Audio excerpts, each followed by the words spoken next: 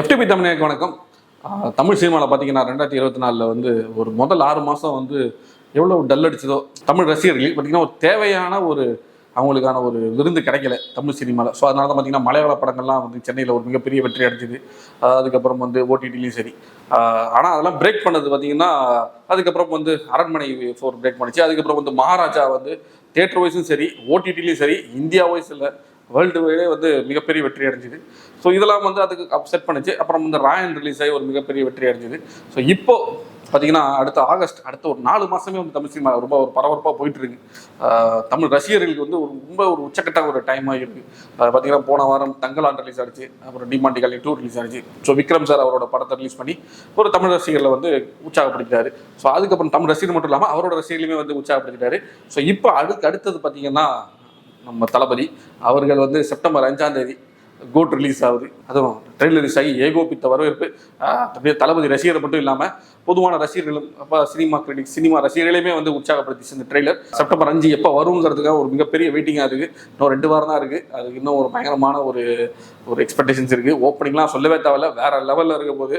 அது விநாயகர் சதுர்த்தி வீக்கெண்டு வேற, தேட்டர்லாம் கல்லா கட்டும், இல்லை எந்த வித டவுட்டும் கிடையாது. படம் மட்டும் தளபதி ரசிகர்கள் மட்டும் இல்லாமல் பொதுவான ரசிகர் எல்லாருமே திருப்தி படைச்சுன்னா எப்படி ஒரு துப்பாக்கி ஒரு கத்தி மாதிரி வந்து கோட் இருந்ததுன்னா உண்மையிலே ஒரு மிகப்பெரிய ஒரு கலெக்ஷன், பேன் இந்தியா கலெக்ஷன் அடிக்கிறதுக்கான மிகப்பெரிய வாய்ப்பு வந்து கோட்டு படத்துக்கு இருக்கு. அதுலேயும் குறிப்பாக வந்து தளபதி அவர்கள் வந்து அந்த ட்ரெய்லரில் பார்க்கும்போது ரொம்ப அந்த கிளைமேக்ஸில் அந்த ட்ரெய்லர் முடியும் போது அந்த கன் ஷூட்டில் வந்து அந்த நாளை திருப்புலேருந்து அனிமேஷனில் வரும், நாளை திருப்புலேருந்து இப்போ ஒரு கோட் வரைக்கும் அதை பார்க்கும்போதே பயங்கரமாக இருந்துச்சு. டைட்டில் கார்டு வேற லெவல், அது கன்ஃபார்மு. ஏன்னா வந்து விபி வந்து எப்பவுமே டைட்டில் கார்டு வந்து பட்டையை கிளப்பிடுவார் இல்லையா. நம்ம மங்காத்தில் பார்த்தோம் எப்படி நம்ம அஜித் சாருக்கு வந்து தலைக்கு வந்து இந்த 50 அந்த வரும்போது அவரோட ஸ்டார்டிங்லேருந்து இந்த படங்கள்லாம் அப்படியே ஒரு பிக்சலாக அப்படியே ஃபார்ம் ஆகி தலை 15 வரும்ல, அது ஒரு பயங்கரமான ஒரு இதாக இருந்தது, கிரியேட்டிவிட்டியாக இருந்தது. அதே மாதிரி தான் இதுவுமே வந்து பயங்கரமாக இருந்துச்சு. ஒரு செம்ம ஃபீலாக இருக்குது. ஒரு கூஸ் பம்ப் மூமெண்ட்ஸ்னால் ஓவராலாக ட்ரெயிலரில் வந்து அந்த அனிமேஷன் தான். இது வந்து கண்டிப்பாக படம் ஆரம்பிக்கும் போது தளபதி விஜய்னு வரும்போது இந்த டைட்டில் கார்டு தான் வருங்கிறது கன்ஃபார்மு. ஏற்கனவே லியோவில் நம்ம ஆல்ரெடி பார்த்த ஒரு உற்சாகமான ஒரு டைட்டில் கார்டுக்கு அப்புறம் இது ஒரு பயங்கரமான டைட்டில் கார்டு அமைய போது எந்த டவுட்டும் கிடையாது. படம் வந்து ஸோ இதுக்கு முன்னாடி தளபதி அவர்களோட படங்கள்லாம் பார்த்தீங்கன்னா ஒரு அவரோட ரசிகர்களை நிறைய திருப்திப்படுத்தி தவிர கலவையான விமர்சனம் தான் இருந்தது. கொஞ்சம் படம் சுமார், இன்னும் பெட்டராக இருந்துக்கலாம், தளபதி இன்னும் கொஞ்சம் நாளாக யூஸ் பண்ணிக்கலாங்கிற மாதிரி. ஸோ அதெல்லாம் உடச்சி கோட் படம் வந்து உண்மையிலேயே வந்து ஒரு துப்பாக்கி கத்திக்கு அப்புறம் ஒரு எல்லா ரசிகர்களையுமே வந்து கவர்ற ஒரு படமாக இருந்ததுன்னா வேற லெவலில் இருக்கும். ஏன்னா அவரே வந்து இன்னும் ஒரு படம் தான், அதுக்கப்புறம் ரிட்டையர்மெண்ட் அனௌன்ஸ் பண்ணுறது. ஸோ நம்ம வந்து இதுக்கப்புறம் தளபதியை வந்து இன்னும் ஒரு படம் தான் பார்க்க போகிறோம். ஸோ அதனால எவ்வளோ தூரம் அவரை செலிப்ரேட் பண்ணணுமோ அவ்வளோ தூரம் அந்த படத்தில் செலிப்ரேட் பண்ணிடணும், அவ்வளோதான், வேற எந்த இதுவும் கிடையாது. ஸோ இன்னைக்கு பார்த்தீங்கன்னா நம்ம ரஜினி சார் அவரோட வேட்டையன், அவர் ஞானவேலுக்கு இணைகிற வேட்டையன் படம் வந்து லைக்கால் அனௌன்ஸ் பண்ணிட்டாங்க. So October 10 release. So October 10 release ஆகும்போது நமக்கு டங்குன்னு ஒரு தலையில் அடிக்குது. என்னன்னா அதுக்கு முன்னாடி ஒரு 10 நாள் முன்னாடி இந்த சூர்யா சாரோட கங்குவா அதுவுமே வந்து அக்டோபர் 10 ரிலீஸ் ஆகும் அப்படிங்கிற மாதிரி அவங்க ட்ரெய்லரோட அனௌன்ஸ் பண்ணிட்டாங்க. ஸோ இன்னைக்கு பார்த்தீங்கன்னா லைக்கர் ப்ரொடக்ஷன்ஸ் ஸோ வேட்டையனை வந்து அக்டோபர் 10 ரிலீஸ் பண்ணிட்டாங்க. ஏன்னா அக்டோபர் 10 வந்து ஒரு லாங் வீக்கெண்டு, ஆயுத பூஜை, சரஸ்வதி பூஜை, அந்த ஒரு விஜயதசமி வீக்கெண்டு, அது ஒரு மிகப்பெரிய ஒரு ஃபெஸ்டிவல் வீக்கெண்டு. ஸோ போன வருஷம் பார்த்தீங்கன்னா அதே வீக்கெண்டில் வந்து லியோ வந்து ஒரு சோலோ ரிலீஸ் ஆகி பட்டைய கிளம்புச்சு. ஸோ இந்த வருஷம் பார்த்தீங்கன்னா ஒரு மிகப்பெரிய ஒரு clash Rajini sir versus Suriya சார்னு இருக்க போகுது. ஏன்னா சூர்யா சாருக்கு வந்து இது ஒரு மிகப்பெரிய ஒரு எதிர்பார்ப்பு உள்ள படம். ஏன்னா அதுக்கு முன்னாடி அவர் ரிலீஸ் ஆன படம் வந்து பார்த்தீங்கன்னா எதற்கும் துணிந்தவன், கிட்டத்தட்ட ஒரு 2.5 வருஷ கேப், 2022 மார்ச்சில் ரிலீஸ் ஆனிச்சு. கிட்டத்தட்ட ஒரு 2.5 வருஷம் கழிச்சு பார்த்தீங்கன்னா சூர்யா சாரோட படம் வந்து தியேட்டருக்கு வருது. ஸோ அதனால வந்து அவர் ரசிகர்கள் ரொம்ப உற்சாகமாக இருக்காங்க. ஏன்னா ட்ரெய்லர் வந்து ரொம்பவே வந்து ஒரு மிகப்பெரிய பாசிட்டிவ் ரெஸ்பான்ஸ், ஒரு பயங்கரமான ஒரு படமாக இருக்க போகுது அப்படிங்கிற மாதிரியே தெரிஞ்சிச்சு. சிவா சார் வந்து வேற லெவலில் ஏதோ ஒன்று பண்ணியிருக்காரு அப்படின்ட்டு. ஸோ அதனால வந்து அவரோட ரசிகர்கள் வந்து மிகப்பெரிய உற்சாகம். சரி நம்ம படம் சோலோ ரிலீஸ் ஆக போது ஒரு 4-5 நாள் வீக்கெண்டில் கல்லா கட்டிடும், நம்ம வந்து Tier 2லேருந்து Tier 1க்கு நம்ம போகிற டைம் வந்துருச்சு அப்படிங்கிற மாதிரி அவர் ரசிகர்கள் இருக்கிற டைமில் பார்த்தீங்கன்னா வந்து இன்னைக்கு பார்த்தீங்கன்னா அவருக்கு ஒரு மிகப்பெரிய வந்து ஒரு கிளாஷ் அமைஞ்சு போச்சு. அதாவது வந்து வேட்டையன். ஸோ ஞானவேல் அவர்கள் அவர் ப்ரீவியஸாக பார்த்தீங்கன்னா அவரே வந்து சூர்யா சாரை வச்சு ஒரு மிகப்பெரிய ஒரு வெற்றி படம் கொடுத்தாரு ஓடிடியில். ஸோ அதுதான் வந்து ஜெய் பீம். ஸோ அது வந்து ஒரு விமர்சன ரீதியாகவும் சரி, அதுக்கப்புறம் பேன் இந்தியா விமர்சனம் அந்த படத்துக்கு மிகப்பெரிய ஒரு வெற்றி. அப்புறம் அவர் என்ன அடுத்தது பண்ண போறாருங்கிற டைமில் ரஜினி சாரோட இணைஞ்சது வந்து ஒரு மிகப்பெரிய ஒரு எதிர்பார்ப்பை கிரியேட் பண்ணிச்சு. ஸோ வேட்டையன் அந்த படம் எப்படி இருக்கும்போது ட்ரெய்லர் பார்த்தா தெரியும்.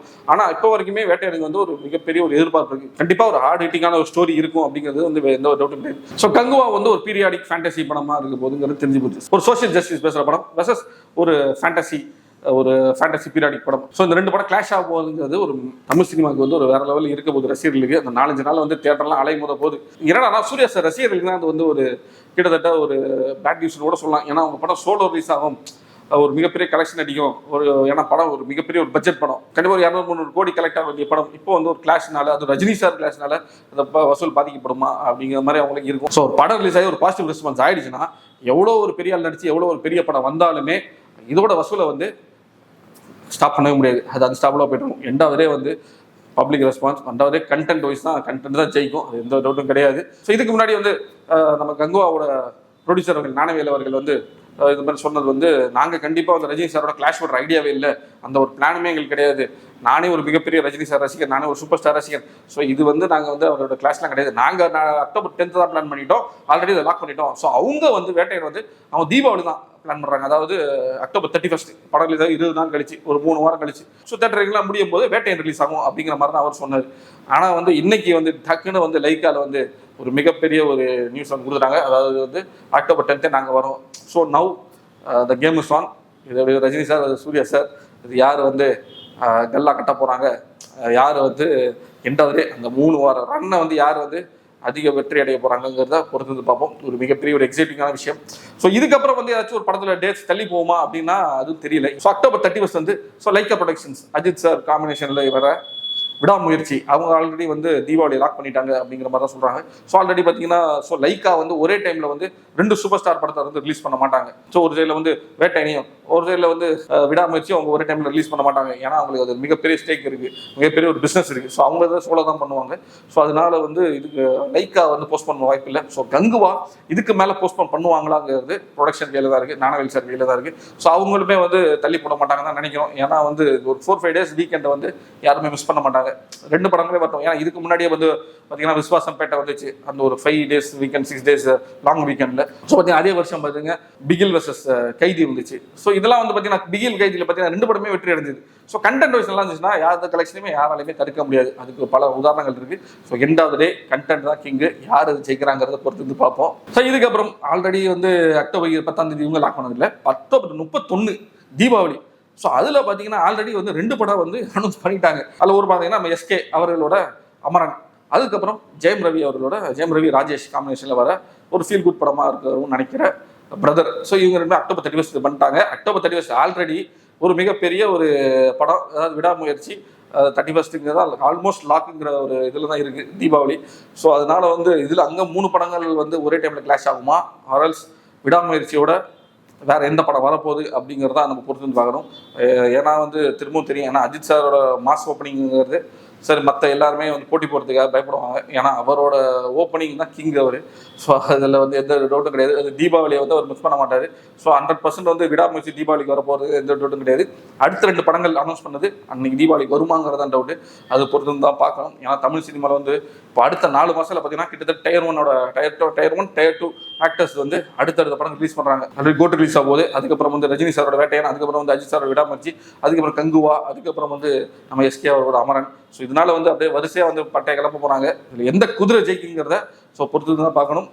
கண்டிப்பாக வந்து தமிழ் சினிமா ரசிகர்களுக்கு வந்து எவ்வளோ தூரம் இந்த வருஷம் ஆரம்பத்தில் வந்து ரொம்பவே வந்து ஒரு பட்டினியாக இருந்தாலும் அதுக்கெல்லாம் சேர்த்து வச்சு அவங்களுக்கு ஒரு மிகப்பெரிய ஒரு விருது காத்துட்டு இருக்கு. பொறுத்து வந்து பார்ப்போம்.